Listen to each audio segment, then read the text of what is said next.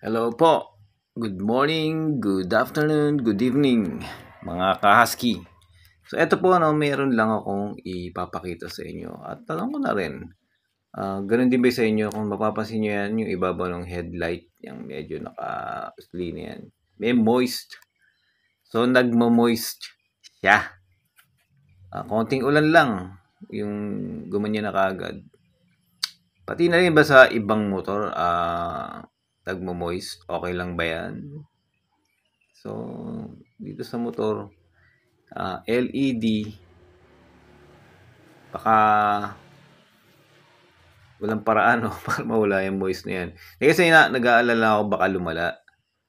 So, mga ka-husky, ADV 150 na mga kapatid, meron din ba kayong ganyan na experience? Kung wala, ay